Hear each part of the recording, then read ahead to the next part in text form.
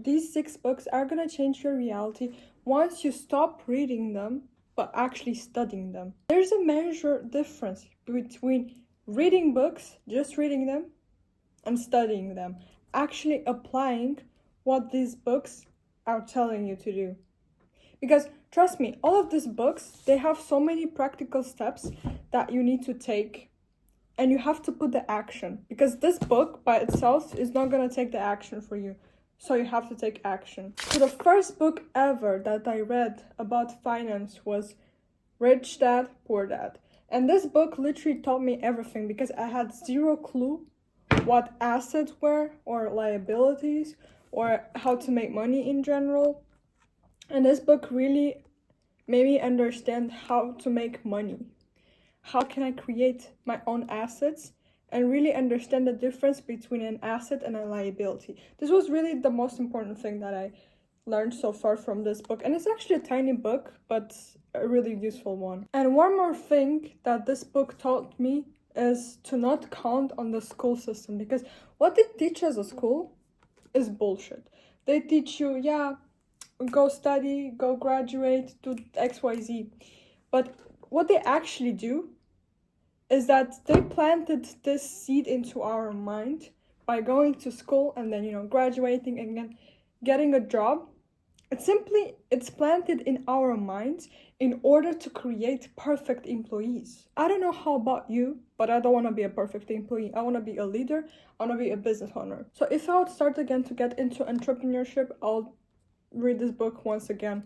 This should be your first book. You're gonna understand so many things from it about entrepreneurship and about money, generally speaking. My second favorite book that I read is Atomic Habits. And Atomic Habits really taught me how to build great habits and how to get rid of bad habits. Habits compound later. It's about the small things that you do every single day, not about the big things. About the small things that you do every single day consistently. So, for example, if you play video games every single day, in 10 years, you're not going to become successful, trust me. But, for example, if you study every single day, if you read every single day for 15 minutes, you're going to get even more knowledge, and you can apply later on that knowledge in your life, in your business, whatever it is. The key to success is building good habits and breaking the bad ones, because you want to achieve greater success. And as I mentioned earlier, it's about the things that you do every single day. If you scroll every single day on social media and you don't create anything, or you just consume content rather than creating it, you're not going to get far, for example. So it's about the tiny changes, because these tiny changes bring remarkable results. The third book is How to Win Friends and Influence People. There's a thing that I realized about entrepreneurship, and is that everything that you want lies on the other side of communication. So you need to develop the skill to communicate the right way with people, because you're not going to get ultra rich by yourself. You need people in order to build an empire. So you need to know how to communicate with them, because if you want to build $1 million business, you want to become a multi-millionaire, even billionaire, you need people. Okay, maybe you can make your first million by your own, but later on you need people that need to help you in order to gain even more things, in order to build even more things. This book is also a sales thing. Let's say, for example, if you hop on a call with a potential client, potential partner, you need to know how to communicate with them, and you need to understand them. So this book is really the foundation of communicating. This book is split in 4 parts, and after each part, there are some principles.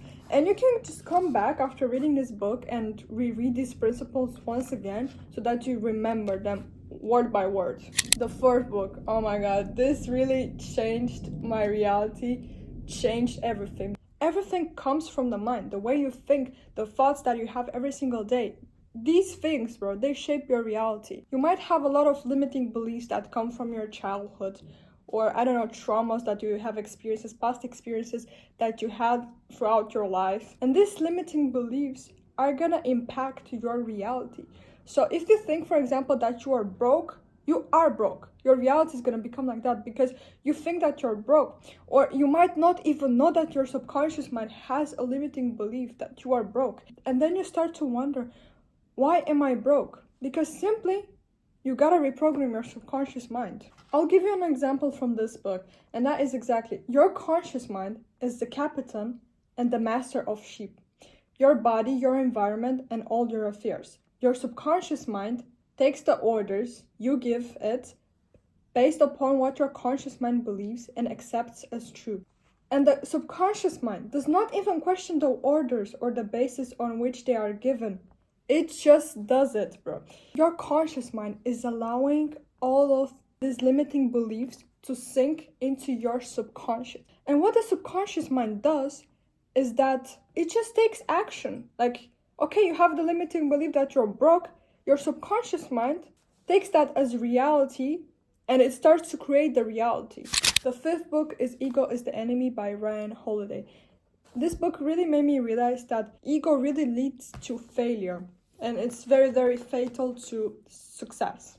In order to not let ego affect your reality, you gotta be a sober individual and also always stay a student. Because when you don't stay a student and you say to yourself, yeah, whatever, I know this thing, or why is this person teaching me that, XYZ, this is literally ego. So you gotta know what ego firstly is and how to control it in order for it to not affect your reality. Because a lot of successful people hit rock bottom because of their ego.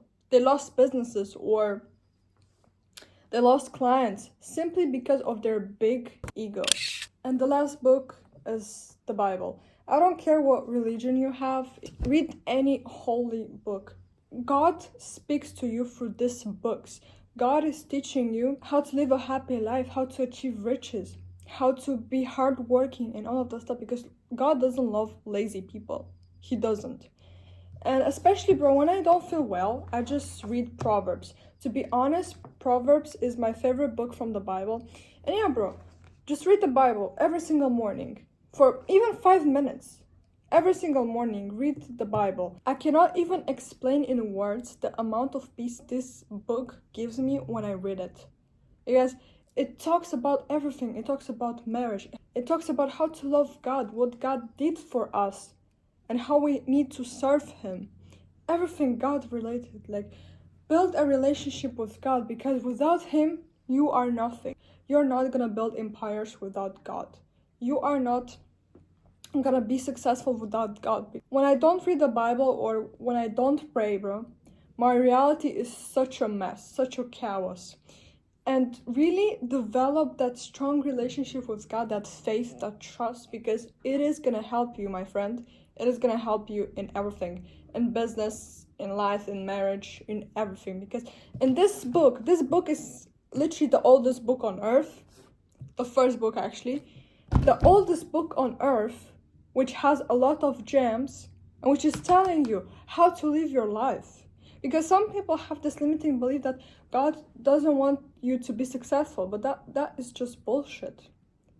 If you have already the thought of becoming successful, and if you're taking action every single day, if you have all these good habits, you are gonna become successful because you are meant for this. And another thing that I wanted to mention, God is not giving you in vain the burden that you cannot carry. So you gotta express pain, because once you hit your rock bottom, this is exactly the moment when you are gonna find God.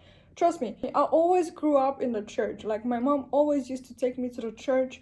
We always used to pray together, XYZ. But I didn't really understand what Jesus meant. I didn't really understand, like, what this strong relationship, what the strong bond with God really was.